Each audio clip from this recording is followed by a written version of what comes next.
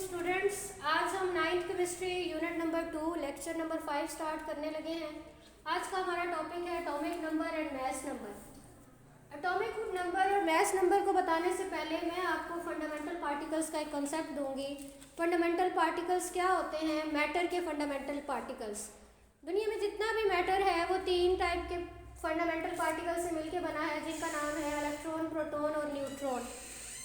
हमने इलेक्ट्रॉन की डिस्कवरी देखी कैसे हुआ, प्रोटॉन की डिस्कवरी देखी और फिर न्यूट्रॉन की देखी।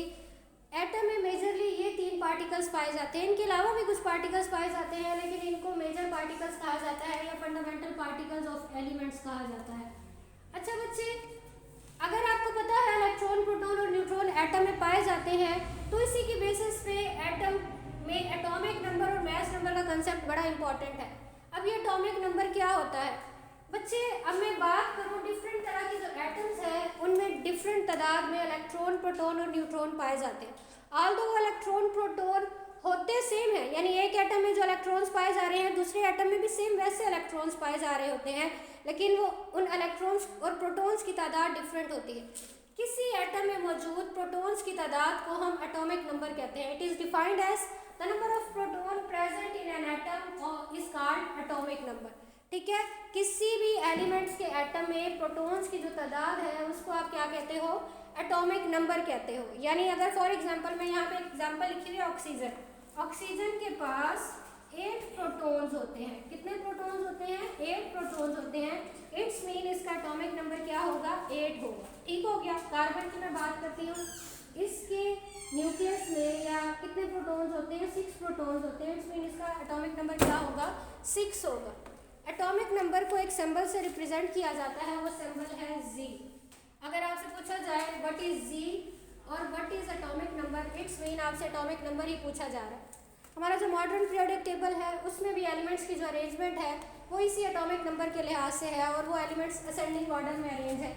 यानी अगर मैं बात करूँ, पीरियोडिक टेबल जो स्टार्ट हो रहा है वो हाइड्रोजन से स्टार्ट हो रहा है। इसका एटॉमिक नंबर सबसे कम होता है 1। उसके बाद सेकेंड एलिमेंट जो है वो हीलियम है, इसका एटॉमिक नंबर 2 है। यानी जैसे जैसे एटॉमिक नंबर इंक्रीज करते जा रहे हैं एलिमेंट्स उसी तरह से अरेंज है। सबसे कम मैस वाला एटॉमिक नंबर वाला सबसे पहले और सबसे हाईएस्ट वाला वो सबसे लास्ट। उसके बाद कंसेप्ट आ जाता है मैस नंबर का। तो किसी एटम में मौजूद प्रोटॉन और न्यूट्रॉन्स के सम को हम कहते हैं मैस नंबर। आपको पता है एटम के न्यूक्लियस में प्रोटॉन और न्यूट्रॉन्स पाए जाते हैं। अब ये प्रोटॉन की जितनी भी तादाद है और न्यूट्रॉन की जितनी भी तादाद है, इन दोनों को जब प्लस कर दिया जाए तो it is called the mass number. It is called the mass number. ठीक हो गया। और एटम का टोटल मास पे न्यूक्लियस पे ही डिपेंड करता है, प्रोटॉन न्यूट्रॉन की तादाद पे। वो इस वजह से करता है कि जब हम प्रोटॉन और न्यूट्रॉन के मास को इलेक्ट्रॉन्स के मास से कंपेयर करें तो इलेक्ट्रॉन का मास बहुत कम होता है। जो हैवी पार्टिकल्स हैं, जो सब एटॉमिक पार्टिकल्स हैं, प्रोटॉन और न्यूट्रॉन, वो न्यूक्लियस में पाए जाते हैं। इस वजह से मोस्टली जो मास नंबर जो है प्रोटॉन और न्यूट्रॉन को मास नंबर कहा जाता है कि एटम का मास नंबर है। टोटल मास ही डिपेंड इस पे कर रहा होता है। और मास नंबर को आप मास नंबर या फिर इसको न्यूक्लियन भी कहते हैं, इसको आप A से रिप्रेजेंट करते हो। जैसे मैं अगर बात करूँ ऑक्सीजन की, आपने पढ़ा इसके पास 8 प्रोटॉन्स होते हैं, इसके पास 8 ही न्यूट्रॉन्स होते हैं। So what will be it mass number? Its mass number will be 16, क्योंकि प्रोटॉन और न्यूट्रॉन का सम है मास नंबर। कार्बन की बात करूं, कार्बन के पास 6 प्रोटॉन है और इसके पास 6 ही न्यूट्रॉन, 6 ही न्यूट्रॉन होते हैं। So its mass number will be 12। Carbon का मास नंबर होता है 12। तो ये था आज हमारा एटॉमिक नंबर और मास नंबर का। This was about atomic number and mass number. उम्मीद करती हूँ आपको समझ आ गई होगी।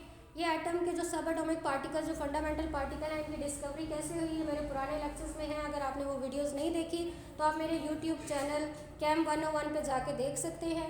उम्मीद है आपको लेक्चर समझ आया होगा। मेरी वीडियो को लाइक करें, शेयर करें और सब्सक्राइब करें। Thank you. अल्लाह हाफिज़।